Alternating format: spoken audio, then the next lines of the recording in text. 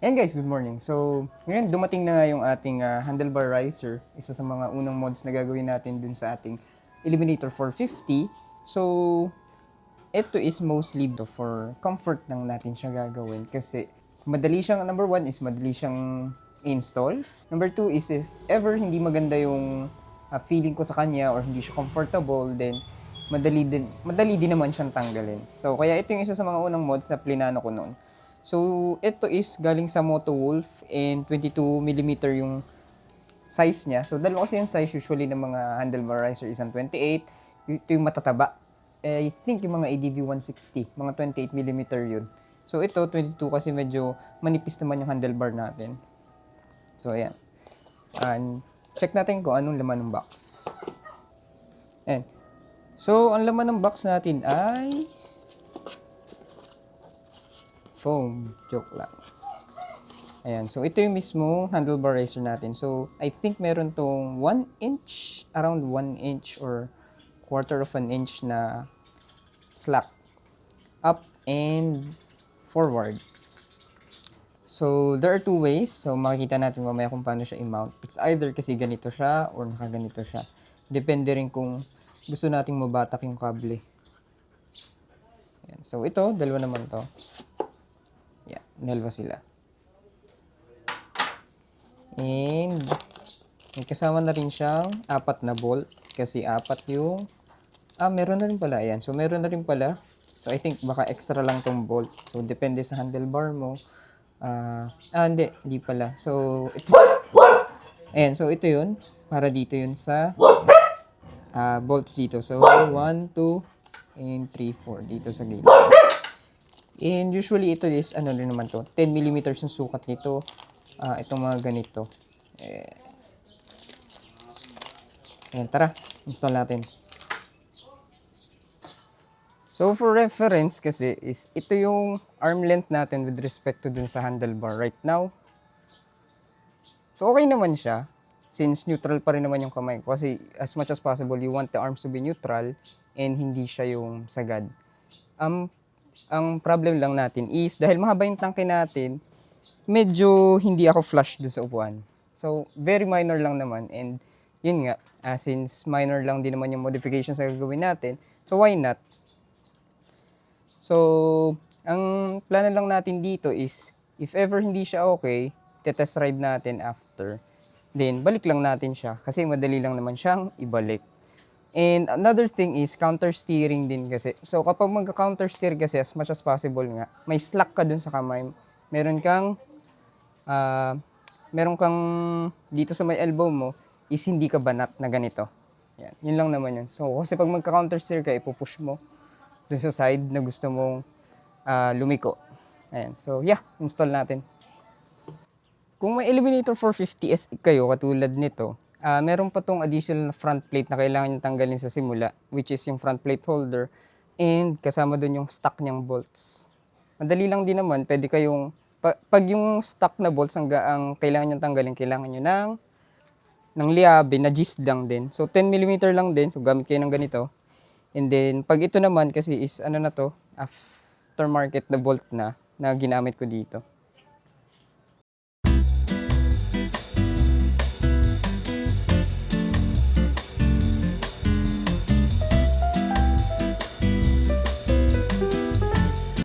Ayan, so madali lang naman itong tanggalin. Ayan, after mong yung 4 na bolt. So ito lang pwede natin maging problema dito ay yung haba ng kable. So kasi pag inangat natin to, ang pag ganito, mababanat yung kable natin. Pero check ko kung kaya yung orientation nitong riser is pwede rin ganito. Pwedeng pa ganyan, pwedeng pa ganon. So depende rin talaga. Mukhang ano naman siya, flush naman. Pero makikita nga natin pag mag-handle na tayo. Initial fit mukhang okay naman, pasok naman. Since yung riser naman natin kasi is naka-angle naman, hindi siya diretsong nakataas. Kung matangkad ka naman, pwede mo orient siya ng ganito o kaya bili ka nung Nung diretso lang, yung hindi naka-angle. Kung matangkad ka, tapos mahaba yung kamay mo.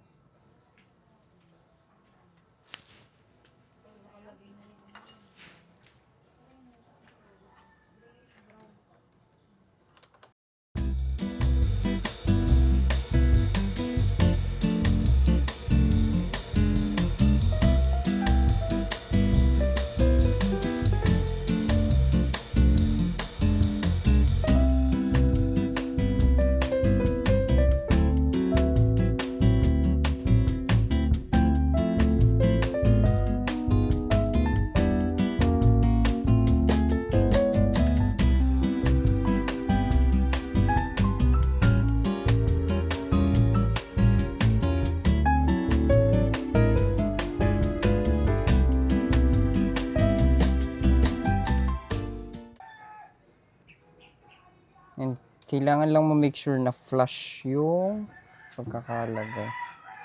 Kasi ito kasi walang orientation to. So dun kasi sa stock natin may arrow na nakalagay kung alin yung taas at baba. Dun kasi sa Moto Wolf wala.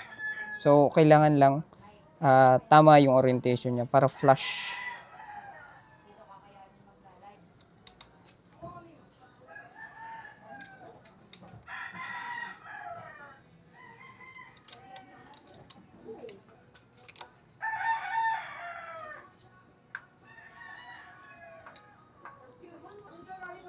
Ayan. So, okay na. Tapos na-install na natin. So, napakadali nga lang ikabit.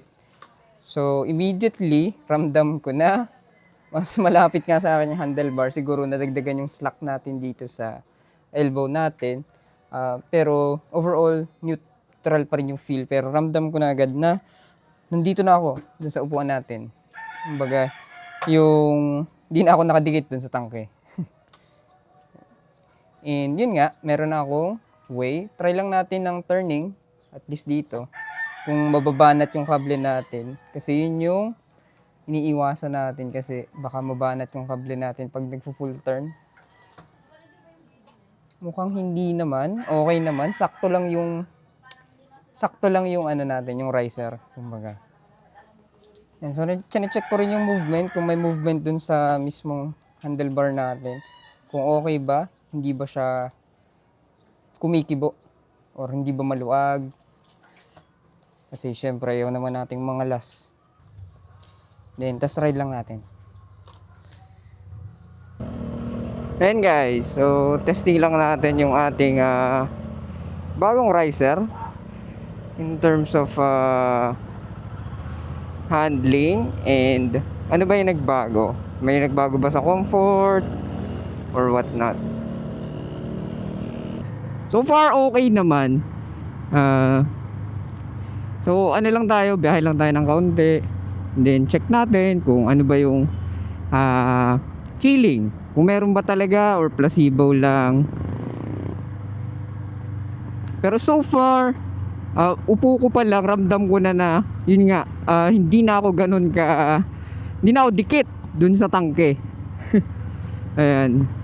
So yun pa lang, may pagbabago na ako naramdaman.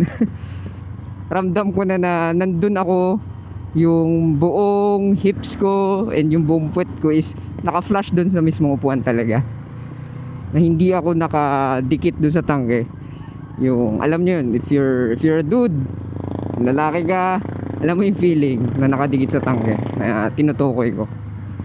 So ayun nga, yung kamay naman natin is neutral pa rin siya. Pero ngayon is mas prominent or mas ramdam ko yung bend dun sa aking elbow. So ang habol lang naman kasi talaga natin dito is more on comfort. I don't expect much sa pag-change sa maneuverability. Although siguro meron, especially kung tight corners talaga.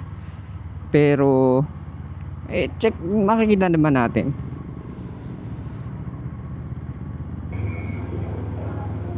O na lang tayo,